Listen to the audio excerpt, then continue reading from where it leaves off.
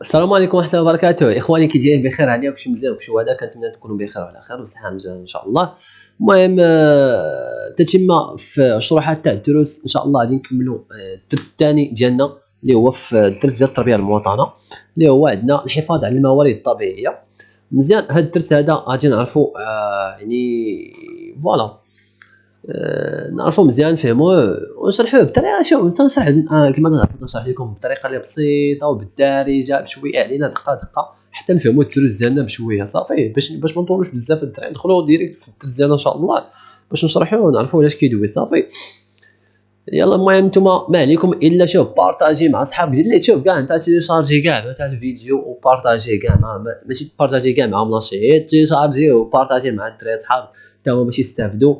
وكذلك راه حاط شروحات ديال دروس في التاريخ وكذلك دروس في الجغرافيا، دخلوا استافدوا منهم الدراري وخلوا لي شي كومونتير زوين باش تشجعونا ان شاء الله باش نجيو نكملوا ان شاء الله الشروحات ديالنا ان شاء الله يا ربي. صافي الدراري يلا على بركه الله. المهم على بركه الله ان شاء الله نشرحوا الدرس ديالنا. هو عندنا الدرس هو الحفاظ على الموارد الطبيعيه كما قلنا. يلا ضروري خاص عندنا الحفاظ على الموارد الطبيعيه، حقوقنا وحقوق الاجيال المقبله. بالنسبه للتقديم للمقدمه ديالنا هي اول حاجه التنميه المستدامه. التنميه المستدامه اشنا هي التنميه المستدامه؟ هي تنميه تلبي، اذا سولونا شنو هي التنميه المستدامه ها الشروحات ديالها، هي التنميه تلبي حاجات الحاضر من الموارد الطبيعيه دون ان تعرض للخطر قدره الاجيال المقبله على تلبيه حاجاته من هذه الموارد. يعني التنميه المستدامه هي كتلبي لنا شنو هي تلبي حاجات، كتلبي لنا الحاجات ديال الحاضر تاع هادشي اللي كاين دابا من الموارد الطبيعيه بلا اننا ما نعرضوا يعني سميتو الاجيال المقبله للخطر على تلبيه حاجاتها من هذه الموارد، حيث يعد الحفاظ على الموارد الطبيعيه في صميم اولويات التنميه المستدامه. مزيان، يعني كما هضرنا على الحفاظ على التراث ونطوروه، كذلك نهضروا على الحفاظ على الموارد الطبيعيه. هذا الشيء هذا حقوق ديالنا، حق ديالنا ياك، وكذلك يعني حق ديال الاجيال المقبله. يعني الناس اللي قبل منا حتى هما حافظوا على هذه الموارد الطبيعيه باش نجيو حنا نلقاوها، وكذلك خاصنا حتى حنا نحافظوا على هذه الموارد الطبيعيه باش انه الناس والاجيال المقبله انهم فاش يجيو حتى هما يلقاو هذه الموارد الطبيعيه كاينين. مزيان، نعرفوا الاسئله اللي غادي نجاوبوا عليها في الدرس. اشنا هي الوضعيه ديال استعمال هذه الموارد بالمغرب؟ يعني الله يرجع عليك نحاول نجاوبوا على الاسئله. هذه الاسئله تحطوا في المقاله، الله يرجع عليك تصنت لهم مزيان وسمعوهم مزيان وفهموهم. اشنا هي الوضعيه ديال الاستعمال؟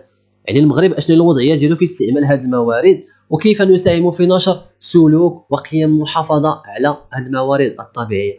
اول حاجه بنهضروا على الانواع ديال الموارد الطبيعيه والوضعيه ديالها في المغرب. يعني اول حاجه هي الانواع ديال الموارد الطبيعيه. فاش تسمع الموارد الطبيعيه شنو هي الانواع؟ شنو هي الموارد الطبيعيه؟ الموارد الطبيعيه عندنا ثلاثه ديال الانواع. عندنا موارد غير متجدده، يعني واحد الموارد اللي ما تتجددش كاينه ولكن الا استهلكناها صافي الله يعاون ما تتجددش. ثاني حاجه موارد طبيعيه متجدده تتجدد كل مره. مزيان، وكذلك عندنا موارد طبيعيه دائمه ديما كاينه ما تتسالاش لانفيني ما عمرها تموت. موارد غير متجدده، شنو هي هذه الموارد غير متجدده؟ وهي موارد معرضه للنفاذ بتزايد الاستغلال البشري والضغط السكاني. يعني هذه الموارد اللي غير متجدده انه الا كان الانسان انه تيستهلكها بكثافه انه راه عادي تمشي، وكذلك يعني ما عادش تبقى نهائيا. بحالاش؟ بحال المعادن مصادر الطاقه وهنا مصادر الطاقه الاحفوريه. مزيان، يعني بحال البترول، بحال مثلا فوسفات. متفقين؟ هاد الحويجات هادو الى استهلكناهم استغليناهم راه ما تيعاودوش يتجددوا. يعني خاصنا نمشيو نقلبوا عاوتاني على بلاصه اخرى باش نجبدوا عاوتاني داك المعدن ونجبدوا دوك المصادر ديال الطاقه. متفقين؟ شنو هو الموارد الطبيعيه متجدده؟ الموارد الطبيعيه المتجدده هي موارد يعاد انتاجها بكيفيه طبيعيه على اساس ان يكون استغلالها في حدود وتيره تجددها. يعني هاد الموارد هادو انه يمكن لها ان تجدد ولكن خاصنا نستغلوها شوف بالقياس، ماشي بديك الوتيره اللي كبيره بزاف. حنا استغلينا واحد الوتيره كبيره بزاف ان راه ما نخليوهاش ان باش تعاود تجدد. غادي بحال قلتي غادي اننا نساهموا في الانقراض ديال ديك الموارد. متفقين؟ بحال الموارد المائيه. متفقين؟ يعني بحال مثلا تيكون واحد الفتره معينه تنخليو السمك انه فاش انه تيتوالد الى اخره، يعني يعني ما كاينش الصيد واحد الفتره حتى واحد ما يصيد في الماء زكا، حنتينا مشينا تصيدنا وبقاو عندنا غير بعض الانواع ديال السمك خاصهم يتوالدوا، خاصهم باش يولدوا لنا سميميكات جداد. فوالا يعني الا مشينا حنا صيدنا على طول السنه الله يعاونوا دوك المواد المائيه ما يبقى لا سمك لا والو.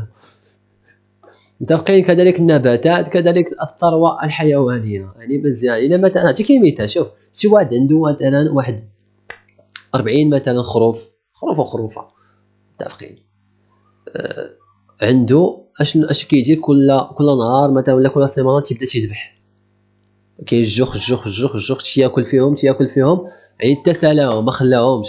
ضروري انه خاص واحد الفتره يخلي، ما يمكنش انه يستهلكهم كاملين، خاصو يخلي انهم يتزوجوا باش يولدوا ليه خريفات اخرين باش انه يتكاثروا باش يكونوا عنده باش يبقاو. اما لا جا استهلكهم يوميا الله يعاونهم ما عادش يبقاو. متفقين؟ كذلك الموارد الطبيعيه الدائمه اللي كاينه دائما، الموارد لا يستطيع الانسان استنزافها، واخا هي ما يستغل فيها ما غاديش يستنزفها، غادي تبقى ديما هي الطاقه الشمسيه ديما كاينه، طاقه المد والجزر وكذلك الريح، هادو ما تيتسالاوش كاينين ديما. متفقين؟ هادو هما الانواع ديال الموارد الطبيعيه. ندوزو للوضعيه ديال بعض الموارد الطبيعيه بالمغرب، نعرفوا شنو هي الوضعيه ديالهم. عندنا اول حاجه تعاني الموارد الطبيعيه. ما يمكنش الموارد الطبيعيه ما تعانيش في المغرب، ضروري خاصها تعاني في المغرب. تعاني الموارد الطبيعيه من استغلال لا عقلاني وتبذير في مختلف المجالات. واش انت في المغرب وما بغيتيش ان الموارد الطبيعيه خاصها تعاني؟ كلشي خاصو يعاني. عندنا الماء، اول حاجه اول مورد من الموارد الطبيعيه الماء. هذا الماء هذا عرف استغلال، يعني الماء عرف استغلال المياه تراجعا ملحوظا في نصيب فرض من هذه المادة الحيوية من 1000 لتر مكعب إلى 560 متر مكعب. شو كان عندنا المتر مكعب الواحد كان 1000 متر مكعب، دابا ولا 560 متر مكعب. هذه راه دراسات دارت شحال هادي باش نكونوا متفقين. حاليا انا بغيت مثلا شي 5 متر مكعب على حسب هذا الجفاف اللي جاء مؤخرا، وستتناقص هذه الكميه الى اقل من ذلك خلال السنوات المقبله. يعني كما كنشوفوا مؤخرا كانوا تيقطعوا عندنا الماء، فهمتي، باش يشدوا داك ليكيليبر باش يبقى عندنا الماء، باش ما نمشيوش حنا الماء بدا تنشريوه بالفلوس الى اخره. مزيان. هذا بالنسبه للماء. عندنا الغابه، بالنسبه للغابه كذلك تتراجع المساحات الغابويه بالمغرب بنسبه 31,000 هكتار سنويا. 31,000 هكتار سنويا ديال الاراضي والمساحات الغابويه، مما يؤدي الى تدهور البيئه الغابويه، حيث اصبح المجال الغابوي لا يغطي سوى 12% من التراب الوطني. ولا شفناه مؤخرا راه ما بقاش ديك 12%، راه ولات هي ما عادشي، نقصات بزاف والله العظيم الا نقصت بزاف. انا ما عقلش بالضبط شحال في المية راه شفتها هي مؤخرا، ولكن نقصات عليها 12%، اما شي 8% وقيله ولا ما عرفتكش بالنسبه للمجال الغابوي. حيت علاش تلقى واحد البلاصه فيها الشجار الى اخره. شوف دابا انت امارات تتكون تدوز مع واحد البلاصه كيخلع الشجار وكذا، دابا تدوز تلقى البنين العمارات وكذا، فين هو هذا الشجر؟ ان شاء الله يعاون. ولا دابا عمران. عندنا التربه لا يتوفر المغرب سوى على 3 مليون هكتار من الاراضي الزراعيه، ويرجع تقلص المجال الزراعي الى انجراف التربه والتعريه وضغوطات التعمير كما قلنا. يعني ما كاين غير حيد هاد الارض هادي، واخا تكون زراعي حيد بالك وبني، ما كاين غير بني وعيباد الله غادا تتكاثروا غادي تنبنيو واش ما نلقاو ما ناكلو. المهم هذه الوضعيه ديال الموارد الطبيعيه بالمغرب. ندوزو دابا إن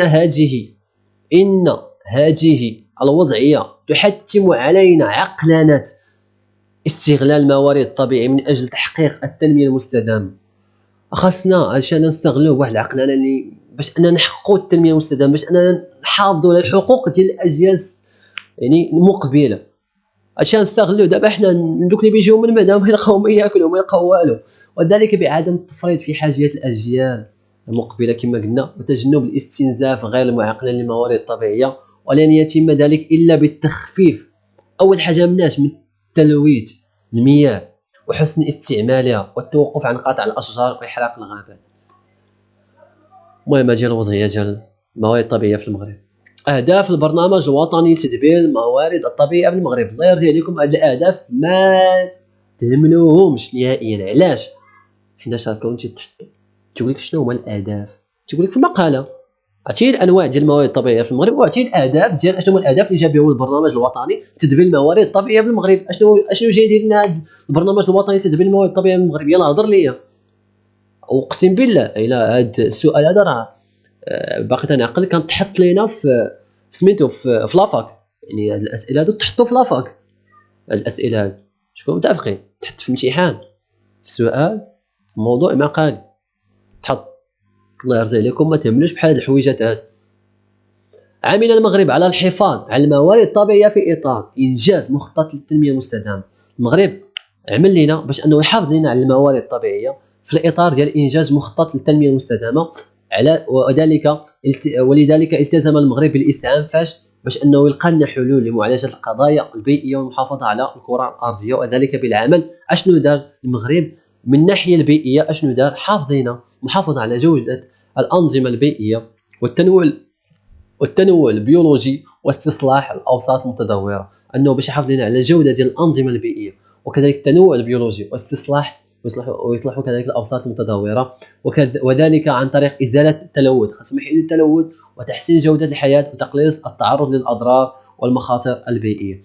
من الناحيه الاجتماعيه تحسين الاستفاده من الماء الصالح للشرب والتطهير والسكن اللائق مع حمايه صحه المواطنين. من الناحيه الاقتصاديه انهم استثمروا الموارد البشريه في مجال التدبير البيئي العقلاني. استثمروا دوك الموارد البشريه في مجال التدبير البيئي العقلاني والتقليص من كلفه تدهور الوسط والموارد الطبيعيه وتشجيع صناعه تتلائم مع اهداف حمايه البيئه وتامين ديمومه التنميه الاقتصاديه مع المحافظه على الثروه السمكيه.